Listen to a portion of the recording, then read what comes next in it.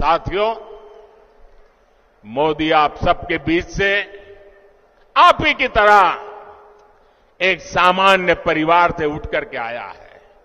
आज भाजपा का स्थापना दिन मनाया जा रहा है।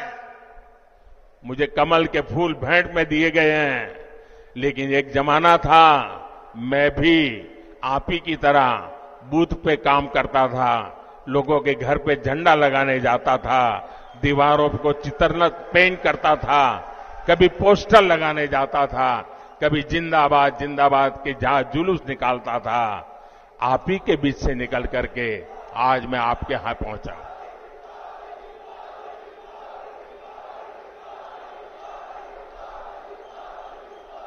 साथियों, ये जो देश के बड़े बड़े नामदार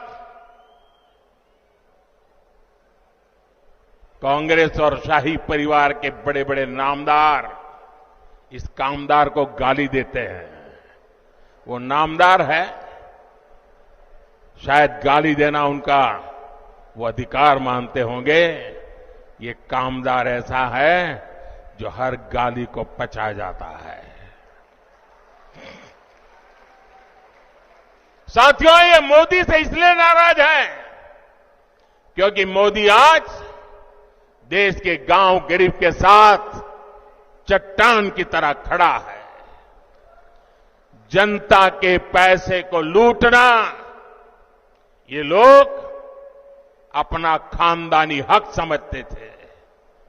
मोदी ने पिछले 10 साल में लूट की इस बीमारी का परमानेंट इलाज कर दिया है। मोदी ने इनकी लूट की दुकान का शटर गिरा दिया है और इसलिए ये बौखलाए हुए हैं। साथियों, इन परिवारवादी भ्रष्टाचारियों के कैसे कैसे खेल होते हैं, मैं आपको एक उदाहरण देता हूं। आज बीजेपी की सरकार देश के 80 करोड़ जरूरतमंदों को मुफ्त राशन देती है। अलग अलग योजनाओं का पैसा सीधा आपके खाते में आता है। 10 वर्ष में हमने 30 लाख करोड़ रुपया, आंकड़ा याद रखिए, 10 साल में 30 लाख करोड़ रुपए से भी ज्यादा गरीबों के खाते में सीधे भेजे हैं। जब कांग्रेस की सरकार थी तब जो भी पैसा सरकार द्वारा भेजा जाता था तो बीच में ही लूट जाता था। अब आप सोचिए, कांग्रेस के प्रधानमंत्री ने कहा था कि दिल्ली से 1 रुपया भेजते हैं तो 15 पैसा पहुंचता है। कहा था कि नहीं कहा था? कांग्रेस के एक प्रधानमंत्री ने कहा था ना कि दिल्ली से 1 रुपया भेजते हैं तो 15 पैसा पहुंचता है। अगर 30 लाख करोड़ रुपया उनके पास होते तो क्या होता, मुझे बताइए। अब 1 रुपया भेजते हैं, 15 पैसा पहुंचता है, तो वो कौन सा पंजा है जो बीच में से रुपये मार लेता है? भाइयों बहनों, हमने जांच कराई तो पता चला कि कांग्रेस ने 10 करोड़ से ज्यादा ऐसे फर्जी लाभार्थी बनवा कर रखे थे जिनका कभी जन्म ही नहीं हुआ था, पैदा ही नहीं हुए, लेकिन योजनाएं उनके नाम पर चढ़ जाती थी।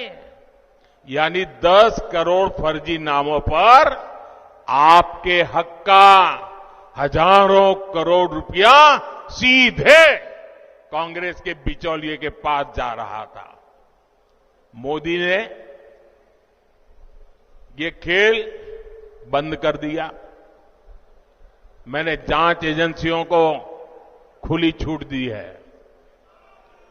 आपने देखा होगा, कांग्रेस के एक सांसद के यहां से 300 करोड़ से ज्यादा नगद, आप कल्पना कर सकते हैं जी, 300 करोड़ रुपए नगद अलमारी में ढेर के ढेर पड़े थे और पकड़े गए। टीवी पर आपने देखा होगा। आप हैरान हो जाएंगे, ये बैंक के पास नोट गिनने के जो मशीन होते हैं ना, मुझे कितनी बैंकों से लाया, लेकिन मशीन थक गए गिनते गिनते, मशीन बंद हो जाते थे, पैसे निकलते ही जा रहे थे। कांग्रेस का घमंडिया गठबंधन मोदी से परेशान है, इसलिए चिढ़ता है, गुस्सा करता है, गाली देता है। लेकिन कांग्रेस के लोग समझ ले, आप जितना कीचड़ उछालोगे ना, जितना कीचड़ उछालोगे, कमल उतना ही ज्यादा खिलने वाला है।